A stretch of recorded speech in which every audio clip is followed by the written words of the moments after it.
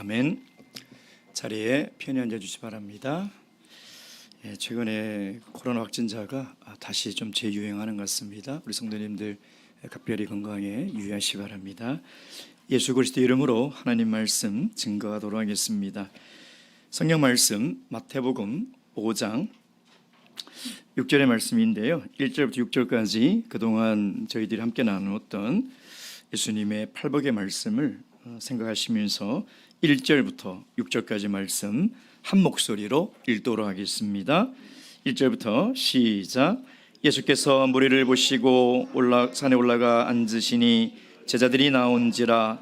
입을 열어 가르쳐 가라사대 심령이 가난한 자는 복이 있나니 천국이 저희 것이며 애통하는 자는 복이 있나니 저희가 위로를 받을 것이며 온유한 자는 복이 있나니 저희가 땅을 기업으로 받을 것이며 의에 줄이고 목마른 자는 복이 있나니 저희가 배부를 것이며. 아멘.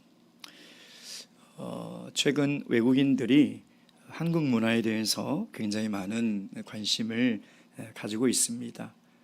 음악, 영화, 드라마 할 것 없이 그중에 한국 음식 문화에 대해서도 굉장히 많은 관심과 또 이 한국 음식 문화에 대해서 관심이 많다고 합니다. 그래서 많은 이 외국인들이요, 우리 한국 사람들 보면서 이런 말을 하더라고요. 우리 한국 민족은 정말 먹는데 진심인 민족이다. 그 얘기를 듣고 쭉 주위를 둘러보니 정말 우리나라에 식당이 참 많구나. 오죽했으면 먹자 골목이 있겠습니까? 얼마나 먹는데 진심이면 각 동네마다 먹자 골목이 있고요. 또 심지어 우리 한국인들은 먹다 죽은 귀신은 때깔도 좋다 할 정도로 귀신까지 먹는 데 진심인 그런 민족인 것 같습니다. 특히 외국인들이 놀라는 것은요, 우리 한국 사람들이 사람들과 대화를 나눌 때 모든 상황을 먹는 것, 밥으로 다 해결하는 것을 보고 깜짝 놀랐다고 합니다. 한국 사람들 만나면 인사를 어떻게 합니까? 식사하셨어요? 이게 인사예요. 외국 사람들처럼 그런 인사가 아니죠. 혼을 낼 때는 어떻게 해요? 너 오늘 국물도 없다. 이렇게 혼내지 않습니까? 그렇죠? 또 상대방에 고마울 때는 뭐랍니까? 감사의 말 표현할 때 항상 그러죠. 밥 한번 먹자. 그게 감사의 표현이라는 것입니다. 오랜 지인의 안부를 물어볼 때는 항상 어떻게 물어봅니까? 밥은 잘 먹고 다닙니까? 그런 얘기를 하지 않습니까? 아플 때도 마찬가지래요. 밥은 꼭 챙겨 먹어라. 그뿐만 아니라 정말 재수없는 상황을 만났을 때는 야, 진짜 밥맛 없지 않냐? 이런 말을 쓰고요. 한심할 때는 절에서 밥은 덜어 먹겠냐. 또 무언가를 열심히 해야 될 때는 사람이 밥값을 해야지. 당황스럽고 바쁠 때는 밥이 코로 들어가는지 모르겠다. 심각한 상황일 때는 야, 너는 목구멍에 밥이 넘어가냐. 무슨 일을 말리고 그 일을 하지 말라고 할 때는 뭐래요? 그게 밥 먹여주나. 나쁜 사람을 얘기할 때는 다 된 밥에 재 뿌리는 사람. 한국 사람들은 모든 것이 먹는 밥으로 다 통한다는 겁니다. 그래서 우리는 그런 얘기를 하죠. 다 먹고 살자고 하는 것이죠. 이런 얘기를 하지 않습니까? 다 먹고 살자는 것. 그래서 우리의 마음속에는요, 사는 목적이라는 의미가 먹고 사는 것에 그 관심이 많이 가 있고, 조금 잘 먹고 조금 잘 사는 것이 우리 삶의 가장 소중한 가치관이 되어버렸다는 것이죠. 세상 사람들은 먹고 마시는 일이 삶의 목적이고 의미일 수 있으나 하나님의 백성들은 절대 그렇게 살아서도 안 되고 살 수도 없다는 것이죠. 그래서 오늘 예수님께서는 산상수훈의 팔복의 말씀을 통해서 그리스도 안에서 새롭게 거듭난 하나님의 백성들은 먹고 마시고 즐기며 배부르게 사는 것이 삶의 목적이 아니라 우리 그리스도인의 진정한 삶의 목적과 의미가 여기에 있다. 그것이 바로 의에 줄이고 목마른 삶을 살아가라는 것입니다. 거기에 모든 그리스도인들의 인생의 가치가 거기에 있고 그리스도인의 행복이 여기에 있다는 것이죠. 오늘 먹는 데 진심인 이 우리나라에 살아가는 우리 많은 귀한 성도님들, 오늘 예수님의 말씀을 통해서 정말 우리가 이 세상 속에서 우리가 어떻게 살아야 하며 우리 인생의 가치가 무엇인지를 잘 깨달아 행복한 인생을 살아가시길 주님의 이름으로 축원드립니다. 자, 그러기 위해서 첫 번째, 예수님이 말씀하신 이 의가 무엇인지를 우리가 잘 알아야 합니다. 6절 말씀, 의에 줄이고 목마른 자는.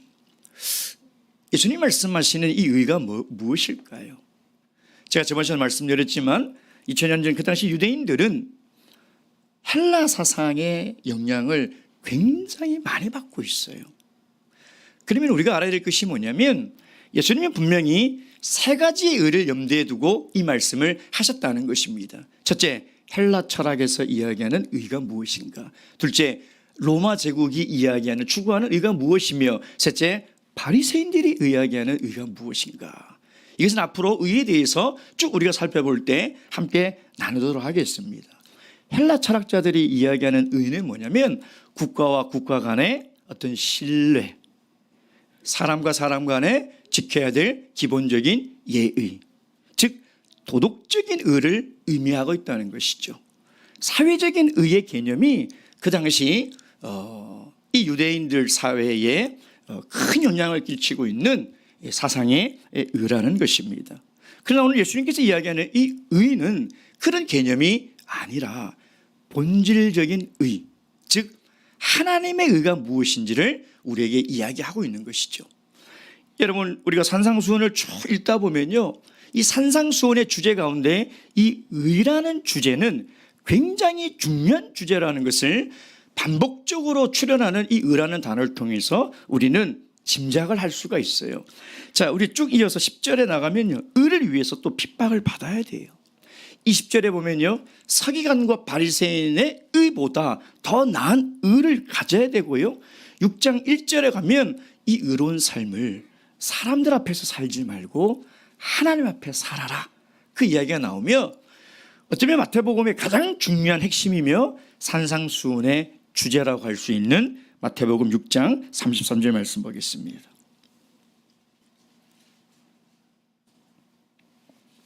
마태복음 6장 33절 다 함께 읽겠습니다. 시작. 먼저 그의 나라와 그의 의를 구하라. 아멘.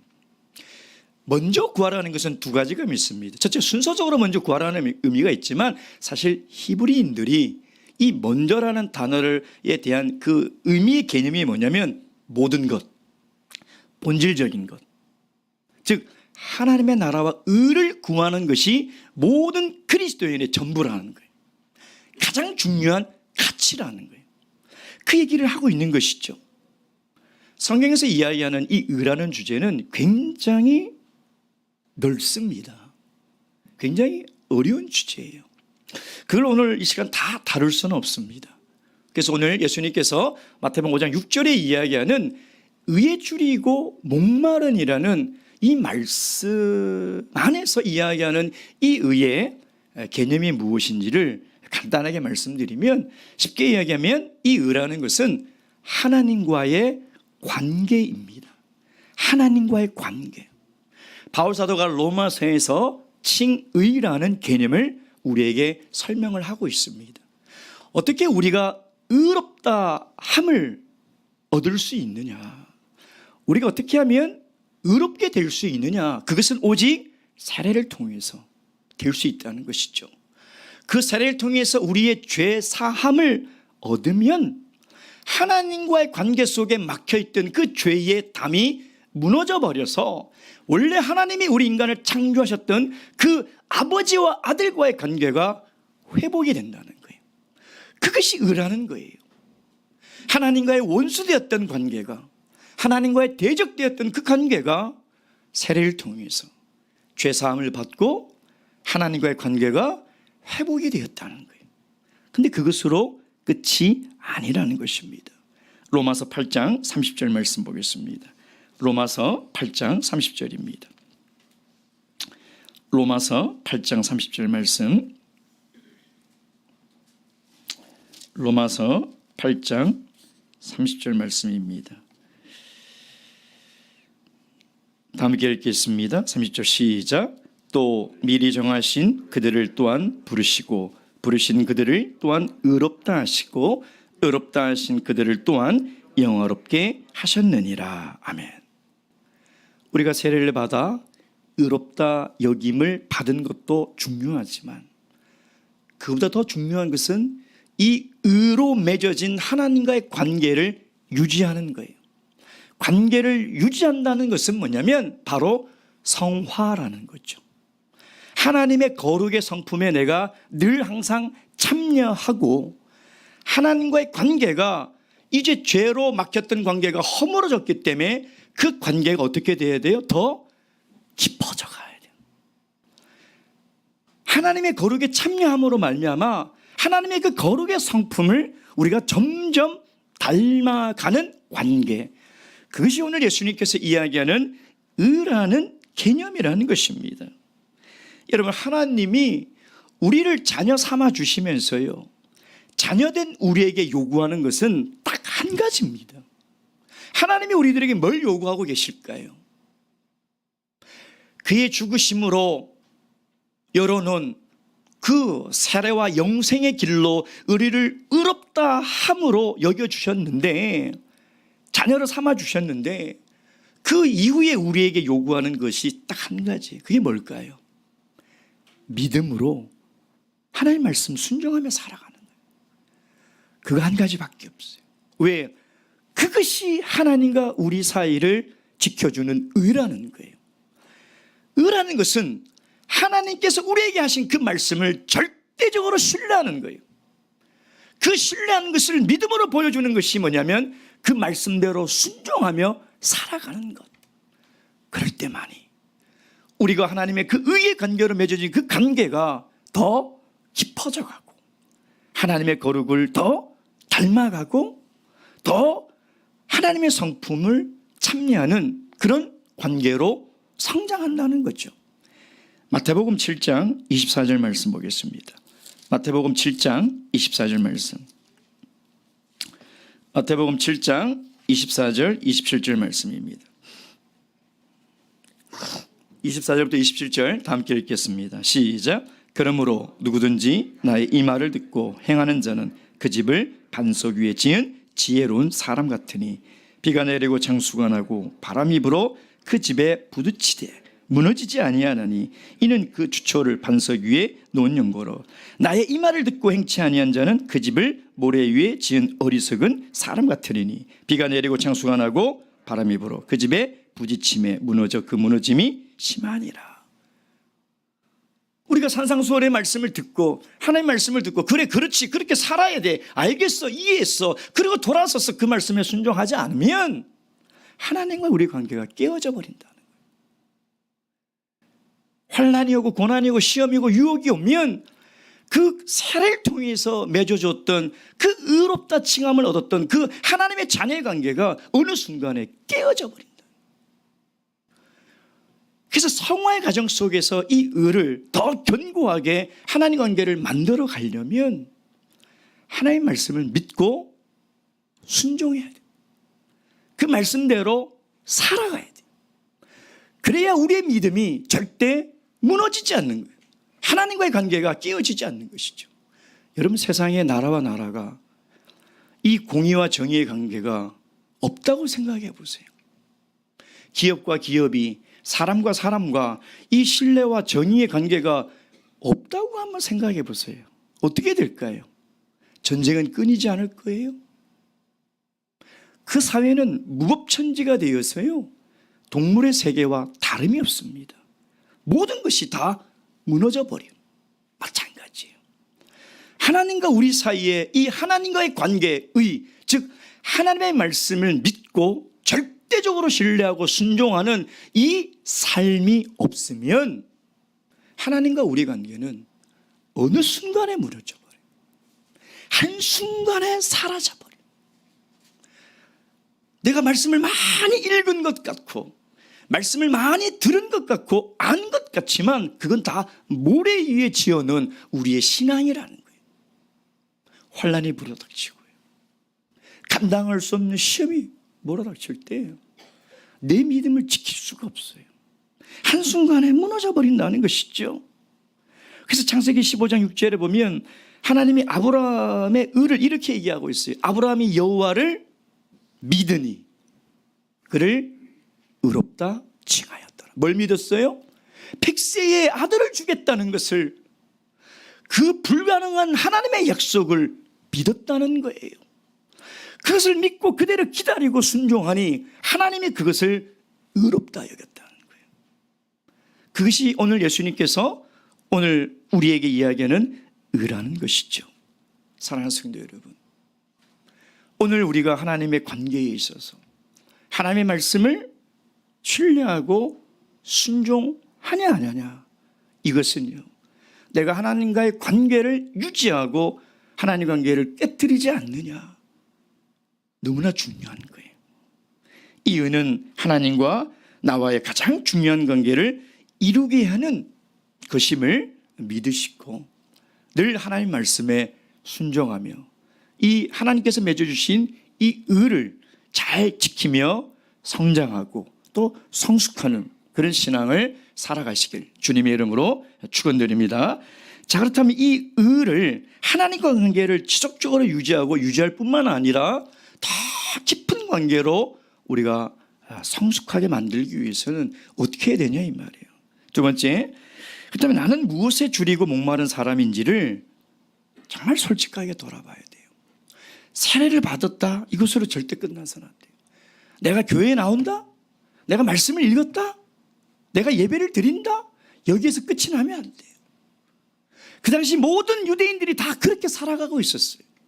그것이 하나님의 의인지 알고 그렇게 살면 하나님의 백성이 되는 줄 알고 살아가고 있는 그 시대에 예수님께서 이야기를 하고 있는 것이죠. 여러분, 지금 예수님 말씀을 들으러 모인 사람들을 마태는 분명히 제자라고 이야기하고 있습니다. 이 말은 뭐냐면 예수님을 믿는 사람들이에요. 근데 어떻게 믿었냐? 예수님의 기적을 보고 이제 예수님을 믿어야 되겠다라고 다 몰려든 그 사람들에게 이야기하는 것이죠. 즉 마태복음 5장의 산상수훈은 믿지 않는 불신자에게 하는 얘기가 아니라 오늘날 우리처럼 믿는 모든 그리스도인들에게 하는 하나님의 말씀이라는 것입니다. 그래서 예수님은 이 산상수훈을 통해서 그들이 생각하는 참된 하나님의 나라의 모습이 무엇인지, 그들이 생각하는 참된 하나님의 백성의 삶의 모습이 무엇인지를 이야기하는 것이죠.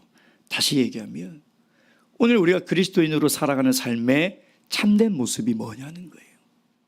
신앙의 행위이냐, 신앙의 경륜이냐, 도대체 무엇이냐는 거예요. 무엇이 하나님이 인정하는 참된 그리스도의 삶의 본질이라는 것이죠. 그게 뭘까요? 여러분, 우리가 무엇을 추구하며 살아가는지 그것을 하나님은 보고 있다는 것입니다. 2000년 전 예수님 앞으로 나온 이 수많은 무리들이 추구하고 갈망하며 살아가는 것이 무엇일까요? 2000년 전이나 지금이나 사실 그렇게 다를 것이 없을 거예요. 뭘 추구했을까요? 먹는 거겠죠. 마시는 거겠죠. 자기들의 욕구를 채우는 것이지 않겠습니까? 근데 예수님은 그것이 아니라 하나님의 의를 갈망하고 의를 추구하며 살아가는 것이 그리스도인의 삶의 본질이라는 것입니다. 다시 한번 우리 5장 6절의 말씀 다시 한번 읽어보도록 하겠습니다. 6절 시작. 의에 줄이고 목마른 자는 복이 있나니 저희가 배부를 것이며. 이 의에 대한 갈망이 어느 정도이어야 하는가? 그러니까 하나님의 의의 관계를 유지하기 위해서, 정말 그리스도인답게 살아가기 위해서 내가 이 하나님의 관계를 위해서 얼마만큼 갈망하고 내가 간구하고 있는가? 예수님께서 오늘 뭐라고 얘기했냐면 의에 줄이고 목마른 자는, 그냥 의에 줄인 자도 아니고 의에 목마른 자도 아니고 줄이고 목마른이라는 표현을 쓰신 것이죠. 자, 여기서 줄였다는 것은 굶주렸다는 것이죠. 근데 여기에 이 단어가 뭐냐면요, 우리가 배가 고파서 시장기가 있어서 배가 고파서 아이고 먹을 것이 뭐 없나 하고 냉장고 문을 열고 뒤적거리는 그런 굶주림이 아니에요. 이 굶주림을 어떻게 표현해야 될까 제가 고민해 보니까 이 북한은 식량이 없어서 뭐 사람도 잡아먹는다는 흉흉한 이야기들이 들리지 않습니까? 그래서 겨울이 되면 압록강, 두막강이 얼면 거기를 총에 맞아 죽을 것을 각오하고 걷는다고 합니다. 너무 배가 고파서 그 주림이에요. 그 굶주림이라는 것이죠. 목마름이라는 것은 우리가 갈증이 나서 그냥 물 한 잔 주세요 라는 그 갈증이 아니라는 거예요. 정말 목구멍이 타들어가는, 목구멍이 타들어가서 죽을 것 같은 그런 갈증이라는 것이죠. 제가 이 본문의 말씀을 묵상하면서요, 사실 저는 예수님이 이야기하는 굶주림과 목마름을 경험해 본 적이 없어서 도대체 이것이 어떤 굶주림이고 목마름인가 솔직히 온전히 이해하기가 참 어렵습니다.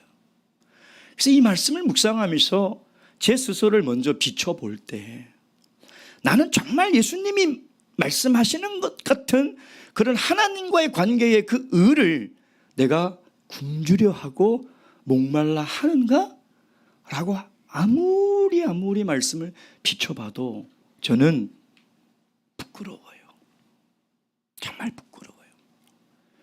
내가 과연 오늘 하나님의 말씀이 아니면 나는 죽을 것 같다는 마음으로 내가 하나님 말씀을 읽고 있는지, 내가 하나님의 은혜가 아니면 내 인생이 다 타버릴 것 같은, 소멸할 것 같은 그런 두려움으로 하나님 앞에 나와 기도하고 있는지,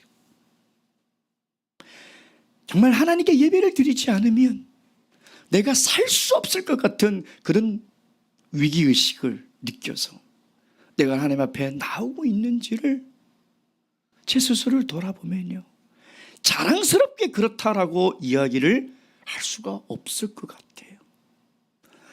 예수님이 지금 이야기하는 이 의에 대한 주림과 목마름은 가장 강렬한 목마름, 가장 극치의 목마름을 이야기를 하고 있는 것이죠.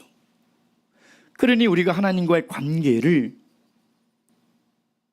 정상적이고 하나님이 원하시는 관계를 유지하려면 우리가 어떤 마음이 되어야 되느냐? 예수님이 말씀하시는 이 줄이고 목마른 상태여야 된다는 거예요. 그러지 않으면 우리는 이 의를 지켜나갈 수 없다는 거예요. 사랑하는 성도 여러분, 정말 하나님의 의에 대해서 이런 굶주림과 목마름을 가지고 계시는지를 점검해야 돼요. 우리가 솔직히 돌아봐야 돼요. 시편 107편 9절 말씀 보겠습니다. 시편 107편 9절 말씀. 시편 107편 9절 말씀입니다. 다 함께 읽겠습니다. 시작. 그가 사모하는 영혼에게 만족을 주시며 줄인 영혼에게 좋은 곳으로 채워 주시미로다. 여기에 사모하는 줄인 마찬가지예요. 정말 목마른 사슴이 시냇물을 찾지 못하면 죽는다는 마음으로 하나님 앞에 나오라는 거예요.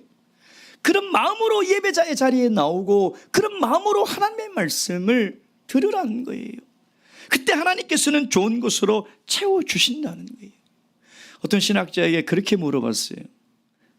이 본문의 말씀을 가지고 누가 줄이고 목마른 사람입니까? 그랬더니 그 신학자가 뭐라고 얘기하냐면 살아있는 사람입니다. 살아있는 사람. 죽은 사람은 목마름을 못 느껴요. 죽어있는 사람은 주림을 못 느낀다는 거예요. 그것처럼 내 영혼이 만약 하나님의 말씀과 하나님의 은혜에 대한 주림과 목마름이 없으면 내 영혼은 큰 문제가 있는 거예요.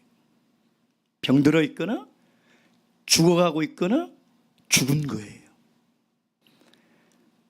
하나님을 모르고 세례를 받지 않은 세상 사람들은 하나님의 의에 대한 갈망이 없어요. 근데 우리 그리스도인들에게 만약에 이 갈망이 없다면 하나님을 모르는 사람과 다를 것이 하나도 없는 거예요. 하나님의 은혜에 대한 이 목마름이 없다는 것은 하나님 모르는 사람과 다를 것이 없다는 거예요. 그래서 정말 우리에게는 하나님의 의를 이루며 살고 싶다는 이 고백이 터져 나와야 된다는 거예요. 터져 나와야 돼요. 여러분, 세상 사람들 보면요, 하나님을 안 믿고 악한 사람도요, 뭐라고 하는지 알아요? 천국 가고 싶대요. 천국을 사모해요. 정말 천국에 가고 싶은 갈망이 커요. 근데 하나님의 의에 대한 갈망은 없어요. 여러분, 어떻게 살아가고 계십니까? 그냥 천국에 가고 싶은 갈망만 크다면 이거는 세상의 악한 사람들도 다 가지는 갈망이에요. 우리 그리스도인들은 하나님의 나라와 하나님의 의에 대한 목마름이 있어야 돼요. 하나님의 의에 대한 굶주림이 있어야 한다는 거예요. 그것이 오늘 예수님께서 우리에게 이야기하는 진정한 그리스도인, 본질적인 그리스도인의 삶의 모습이라는 것이죠. 여러분, 사랑을 해보셨잖아요. 진정한 사랑에는 항상 갈망과 열망이 있습니다. 그렇죠? 안 해보셨나요? 해보셨잖아요.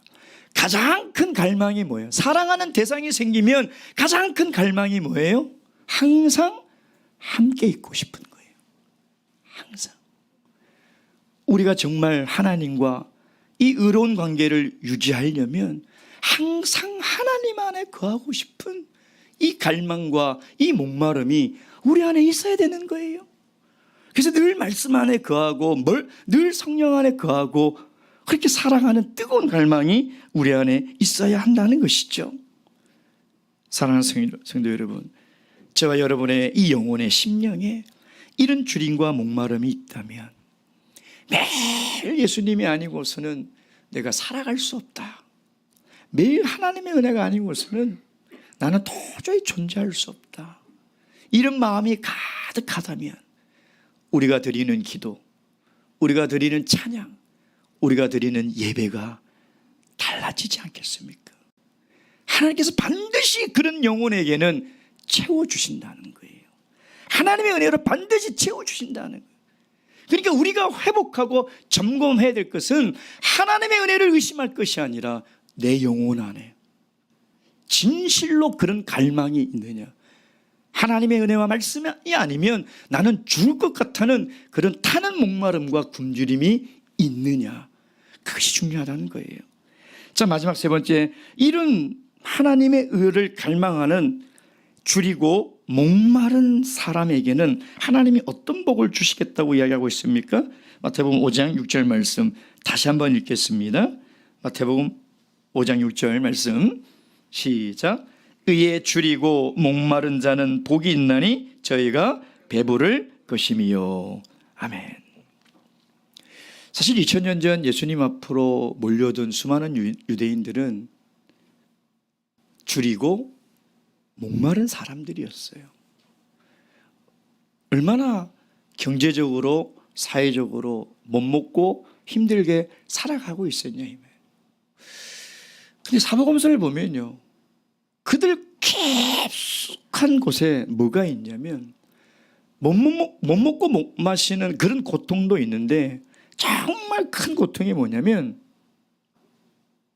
어떻게 사는 것이 행복하게 사는 것인가에 대한 그 본질적인 갈망인 사마리아 여인이 그랬고, 니고데모가 그랬고, 삭개오가 그랬고, 수많은 유대인들이 도대체 어떻게 사는 것이 행복한 삶인가에 대한 아주 깊은 갈망을 가지고 살아가고 있다는 것이죠.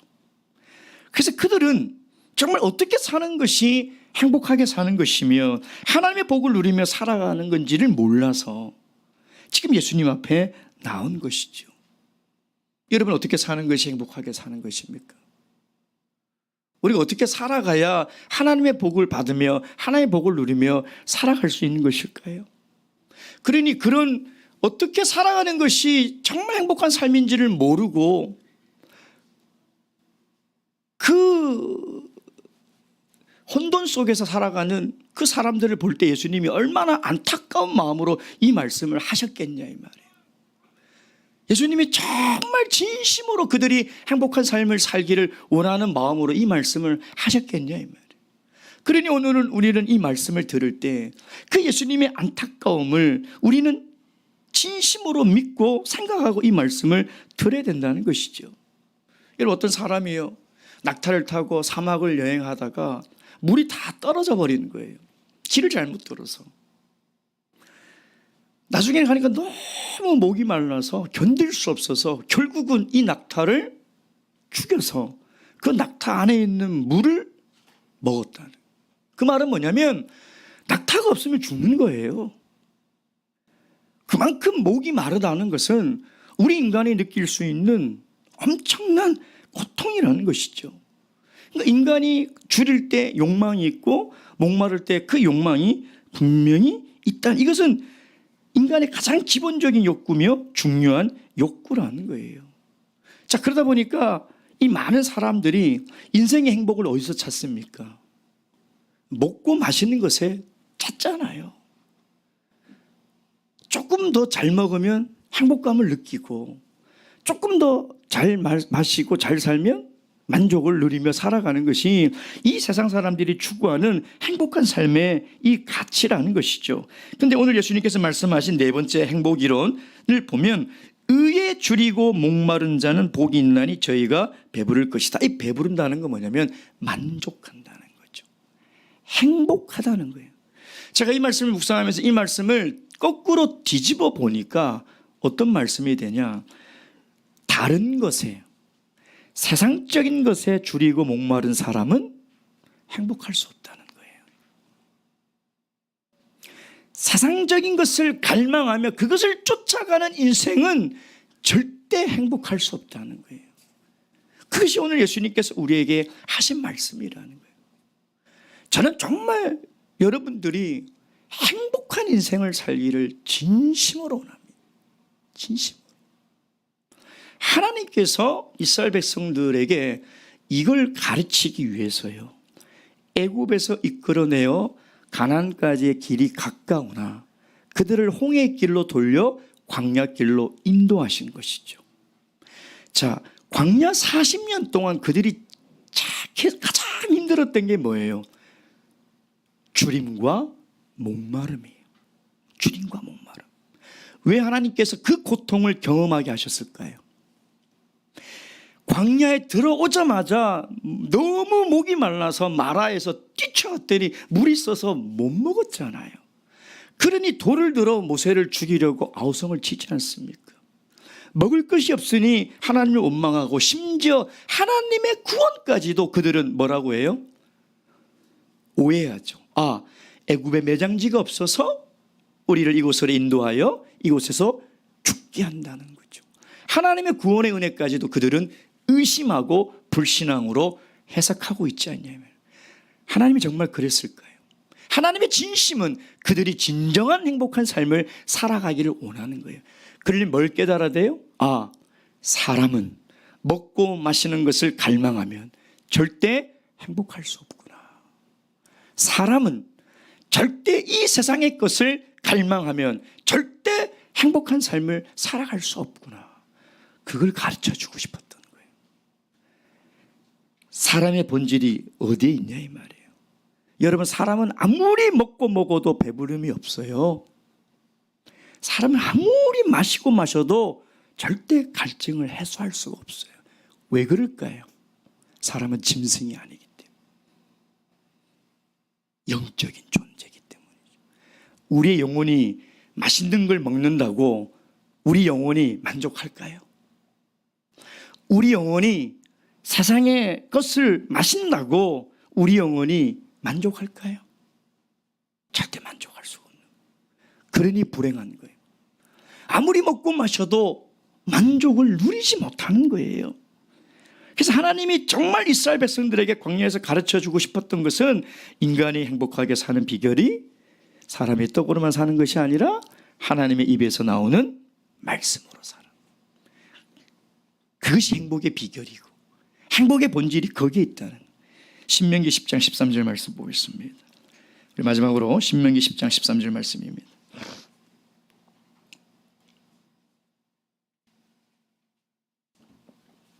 신명기 10장 13절입니다. 다 함께 읽겠습니다. 시작. 내가 오늘 내 행복을 위하여 내게 명하는 여호와의 명령과 규례를 지킬 것이 아니냐. 아멘. 사랑하는 성도 여러분, 하나님이 우리가 잘 먹고 잘 마시는 것을 부러워해서 그렇게 말씀하시는 것이 아닙니다.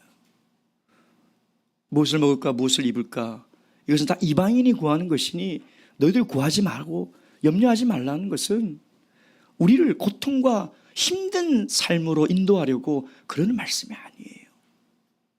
그걸 쫓아가다 보면 그것이 행복인 것처럼 쫓아가다 보면 우리 인생은 불행해질 수밖에 없기 때문인 거예요. 그래서 하나님은 진심으로 우리가 진정한 참된 행복을 누리며 살아가기 위해서 오늘 우리에게 이 말씀을 합니다. 의에 줄이고 목마른 자만이 행복할 것이라는 거예요. 의에 줄이고 행복한 사람만이 만족을 누리며 복을 누리며 살아갈 것이라는 것이죠. 이것은 하나님의 약속이에요. 반드시 이루어질 약속임을 믿으시고 하나님의 의에 대해서 갈망하시고 열망하시며 살아가시는 우리 행복한 그리스도인이 되시길 주님의 이름으로 축원드립니다. 묵도하시겠습니다. 할렐루야. 아멘. 찬양하시겠습니다. 찬송가 102장입니다.